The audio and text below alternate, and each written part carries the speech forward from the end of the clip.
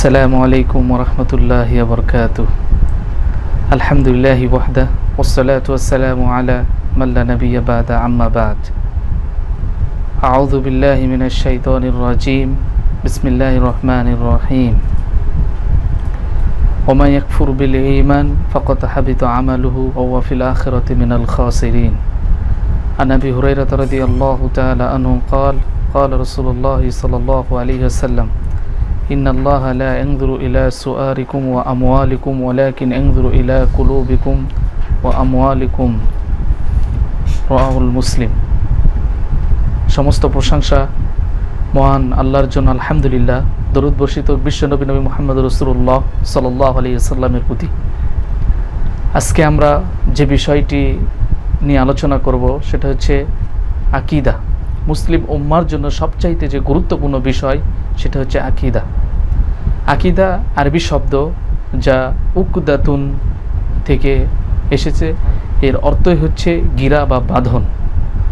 যে উকদাতুন নিকাহ, পবিত্র কোরআনের ভাষায় বলা যায় উকদাতুন নিকাহ, বিবাহের বাঁধন। তো এই আকীদা মানেটা হচ্ছে বিশ্বাস, আরবি শব্দ যার মানে হচ্ছে বিশ্বাস। যে অবশ্যই আপনার আমাকে বিশ্বাস স্থাপন করতে হবে যে আল্লাহ ছাড়া প্রকৃত কোনো মাবুদ নেই। তো মহান আল্লাহ পাক সূরা মায়দার ৫ নম্বর আয়াতে বলেন, ওয়া ইয়াকফুর বিল ঈমান ফাকাদ হাবিতা আমালুহু ওয়া হুয়া ফিল আখিরাতি মিনাল খাসিরিন। যে ব্যক্তি বিশ্বাসের সাথে কুফরি করে, বিশ্বাসের সাথে ঈমানের সাথে কুফরি করে, ফাকাদ হাবিতা আমালুহু, তার সমস্ত আমল বাতিল হয়ে যাবে। ওয়া হুয়া ফিল আখিরাতি মিনাল খাসিরিন, আর সেই ব্যক্তি পরকালে ক্ষতিগ্রস্তদের মধ্যে অন্তর্ভুক্ত হয়ে যাবে। তো বিশ্বাসের সাথে যদি আপনি কুফরি করেন তাহলে আপনার সমস্ত আমল বাতিল হয়ে যাবে। আর দ্বিতীয় নম্বর যেটা, সেটা পরকালে আপনি অবশ্যই ক্ষতিগ্রস্তদের মধ্যে নিমজ্জিত হবে। তো এই জন্য অনেকেই বুঝতে পারে না বিশ্বাসের সাথে কুফরিটা কি জিনিস। ওয়া মান ইয়াকফুর বিল ঈমান ফাকাদ হাবিতা আমালুহু। তো বিশ্বাসের সাথে কুফরি কি জিনিস, একটা উদাহরণ স্বরূপ বলা যায় যে যদি হঠাৎ করে বৃষ্টি চলে আসে তাহলে আমরা অনেকেই, বিশেষ করে এটা মহিলারাই বিশেষ করে থাকে, আল্লাহকে তারা গালি দেয় যে এই সময় কেন বৃষ্টি হচ্ছে। এই যে বিশ্বাসের সাথে কুফরি, এইভাবে বলা যাবে না, কারণ আল্লাহর ইচ্ছায় সব কিছু হবে। আমরা যদি এইভাবে বিশ্বাসের সাথে কুফরি করি তাহলে আমাদের আমলগুলো বাতিল হয়ে যাবে, আর পরকালে আমরা অবশ্যই ক্ষতিগ্রস্তদের মধ্যে নিমজ্জিত হব। ঠিক অনুরূপভাবে আরও উদাহরণস্বরূপ বলা যায় যে মানুষ, যে এই যে দেখুন সমাজে যে একটি কুপ্রথা বা কুধারণা চালু আছে যে যমজ কলা খেলে যমজ সন্তান হবে। এই আকীদা যদি আপনি বিশ্বাস করেন তাহলে আপনার ঈমান নষ্ট হয়ে যাবে। সন্তানের দেওয়ার মালিক হচ্ছে আল্লাহ। সম্মানিত দর্শকবৃন্দ, আমরা বলতে চাই যে অবশ্যই আকীদার গুরুত্বটা অপরিসীম। দেখুন, আবু হুরায়রা রাদিয়াল্লাহু তাআলা আনহু থেকে বর্ণিত, রাসূল সাল্লাল্লাহু আলাইহি ওয়াসাল্লাম বলেন, ইন্নাল্লাহা লা ইয়ানজুরু ইলা সুআরিকুম ওয়া আমওয়ালিকুম। মহান আল্লাহ পাক যে আপনার কিয়ামতের মাঠে আপনার চেহারা দেখবেন না এবং ধন সম্পদ দেখবেন না, ওয়ালাকিন ইয়ানজুরু ইলা কুলুবিকুম ওয়া আমওয়ালিকুম, বরং আল্লাহ পাক আপনার যে কুলুব বা যে অন্তর, আপনার অন্তর দেখবে এবং আপনার আমল দেখবে। তো এই জন্য আমল, অন্তর এবং আমলটা খুবই গুরুত্বপূর্ণ। এবার আসুন যে বিশুদ্ধ আকীদার অফুরন্ত নিয়ামত। আপনার যদি আকীদাটা বিশুদ্ধ হয় তাহলে আপনার জন্য অবশ্যই জান্নাত অবধারিত। দেখুন, রাসূল সাল্লাল্লাহু আলাইহি সাল্লামের কাছে এক বেদুইন, গ্রাম্য বেদুইন এসে বললেন, হে আল্লাহর রাসূল, দুল্লানি আলা আমালিন ইযা আমিলতু দাখালতুল জান্নাহ। আমাকে এমন কিছু আমলের কথা বলুন যে আমল করলে আমি জান্নাতে প্রবেশ করব। রাসূল সাল্লাল্লাহু আলাইহি সাল্লাম তাকে বললেন, তা'বুদাল্লাহ ওয়া লা তুশরিকু বিহি শাইয়ান, তুমি আল্লাহর ইবাদত করো, তার সাথে কাউকে শরীক করো না। এইভাবে দেখুন, সর্বপ্রথম যে দাওয়াত দিলেন রাসূল সাল্লাল্লাহু আলাইহি সাল্লাম তাকে, যে তুমি এক আল্লাহর ইবাদত করো, তার সাথে কাউকে শরীক করো না। তারপরে রাসূল সাল্লাল্লাহু আলাইহি সাল্লাম তাকে বললেন, তুমি ফরজ সালাত আদায় করো, যাকাত প্রদান করো, রমজান মাসের সিয়াম পালন করো। এইভাবে রাসূল সাল্লাল্লাহু আলাইহি সাল্লাম তাকে বেশ কয়েকটি কথা বললেন। তো সর্বপ্রথম যেটা বললেন সেটাই হচ্ছে আল্লাহর ইবাদত করো এবং তার সাথে কাউকে শরীক করো না। তাহলে বোঝা যাচ্ছে যে অবশ্যই আকীদার গুরুত্বটা অপরিসীম।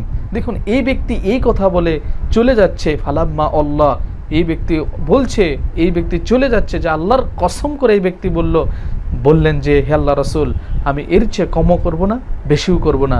এইভাবে চলে যাচ্ছে। রাসূল সাল্লাল্লাহু আলাইহি ওয়াসাল্লাম বললেন যে তোমরা যদি কেউ জান্নাতি ব্যক্তিকে দেখে আনন্দিত হতে চাও, তাহলে এই ব্যক্তির দিকে লক্ষ্য করো, এই ব্যক্তির দিকে লক্ষ্য করো, এই ব্যক্তি হচ্ছে জান্নাতি। দেখুন হাদিসটি উল্লেখ করার মূল যে কারণ, এই ব্যক্তি আমল শুরু করেইনি, কিন্তু এখন রাসূল সাল্লাল্লাহু আলাইহি ওয়াসাল্লাম কাছে এসে স্বীকৃতি দিলেন, আর রাসূল সাল্লাল্লাহু আলাইহি ওয়াসাল্লাম তাকে জান্নাতের সার্টিফিকেট দিলেন, তাহলে নিশ্চয় অবশ্যই এই ব্যক্তি জান্নাতে যাবে। এই জন্য আমরা বলছিলাম যে আকীদা, মানব জীবনে আকীদার গুরুত্বটা হচ্ছে অপরিসীম। দেখুন আপনার আমল, আজকে দেখুন সমাজে দলে দলে আজকে ফেরকা, দলে দলে বিভক্তি। কেন এই বিভক্তি? এর মূল কারণই হচ্ছে মানুষের আকীদা ভিন্ন হওয়ার কারণেই আজকে ইসলামে এত ফেরকা, কেউ শিয়া, কেউ খারিজি, কেউ মুরজিয়া, কেউ তিস্তিয়া, এইভাবে দলে দলে যে আজকে ফেরকা। কেন এই ফেরকার মূল কারণ হচ্ছে বিভিন্ন জনের আকীদা বিভিন্ন রকম, যার কারণে আজকে সমাজে ফিতনা ফাসাদ। অথচ রাসূল সাল্লাল্লাহু আলাইহি সাল্লাম বললেন যে আম্মা বাদ ফা ইন্না খায়রাল হাদিসি কিতাবুল্লাহ ওয়া খায়রাল হাদি হাদি মুহাম্মাদিন সাল্লাল্লাহু আলাইহি ওয়াসাল্লাম, যে সর্বোত্তম বাণী হচ্ছে আল্লাহর কিতাব, আর সর্বোত্তম কথা, সর্বোত্তম জীবন পদ্ধতি হচ্ছে বিশ্বনবী নবী মুহাম্মদ রাসূলুল্লাহ সাল্লাল্লাহু আলাইহি ওয়াসাল্লামের পদ্ধতি, জীবন তরিকা। আর আজকে আপনি চলছেন আপনার মাযহাবের, আপনার যে ইমামের তরিকা অনুযায়ী, আজকে আপনি আপনার তরিকা অনুযায়ী চলছেন, হবে না। রাসূল সাল্লাল্লাহু আলাইহি সাল্লামের রেখে যাওয়া সুন্নাহ, পবিত্র কোরআন এবং সুন্নাহ অনুযায়ী আপনাকে জীবন পরিচালনা করতে হবে। তাই আসুন আমরা এই আকীদা দেখুন, আকীদা এমন একটি বিষয় যে কবরে দেখুন প্রশ্ন করা হবে, যে আকীদা বিষয়ে কিন্তু সবগুলো প্রশ্ন কিন্তু কবরে আকীদার উপরেই করা হবে, যে আপনার রব, আপনার দিন আর নবী, দেখুন এগুলো কিন্তু আকীদার বিষয়। আজকে দেখুন সমাজে এক শ্রেণীর মানুষ আল্লাহ সম্পর্কে ভ্রান্ত আকীদা, নবী সম্পর্কে ভ্রান্ত আকীদা, এইভাবে ভ্রান্ত আকীদা নিয়ে আপনি যদি বসবাস করেন, আর আপনি যদি এই ভ্রান্ত আকীদা বিশ্বাসী হয়ে যদি ইবাদত বন্দি করেন, তাহলে কিন্তু আপনার ইবাদত বন্দেগী কোনোই কাজে আসবে না। দেখুন রাসূল সাল্লাল্লাহু আলাইহি সাল্লাম বললেন যে আদ-দুনিয়া মালউনাতুন, নিশ্চয়ই দুনিয়াটা অভিশপ্ত। এই দুনিয়ার মধ্যে যা কিছু আছে সব কিছু হচ্ছে অভিশপ্ত শুধু কয়েকটি কারণ যে রাসূল সাল্লাল্লাহু আলাইহি সাল্লাম উল্লেখ করে বললেন যে তবে যারা আল্লাহকে স্মরণ করে, আল্লাহকে জিকির করে, আল্লাহর স্মরণ যারা করে তারা ব্যতীত, আর যারা ইলম শিক্ষা করে, আর যারা আলেম এবং যারা ইলম শিক্ষা করে তারা ব্যতীত, তাহলে এই দুনিয়াটাই হচ্ছে অভিশপ্ত। সম্মানিত দর্শকবৃন্দ, আমরা বলতে চাই যে আসুন আমরা আকীদার ক্ষেত্রে আমাদের আকীদাগুলোকে সংশোধন করি। বিশেষ করে আল্লাহ সম্পর্কে আমাদের যে আকীদাগুলো প্রচলিত, যে আল্লাহ সর্বত্রই বিরাজমান, এ কথা ঠিক নয়। সুম্মাস্তাওয়া আলাল আরশ, আল্লাহ আরশের উপরে সমন্বিত, বা আল্লাহ আরশের উপরে সমন্বিত। তারপর আল্লাহ নিরাকার নয়, আল্লাহ অবশ্যই আল্লাহর আকার রয়েছে, আল্লাহ শোনেন, তবে সব কিছুই আল্লাহর হাত পা বা আল্লাহ শোনেন, তবে লাইসা কামিসলি শাই, তার সাথে কাউকে সাদৃশ্যপূর্ণ করা যাবে না, আল্লাহর মতোই। এই বিশ্বাসটুকু আপনাকে রাখতে হবে।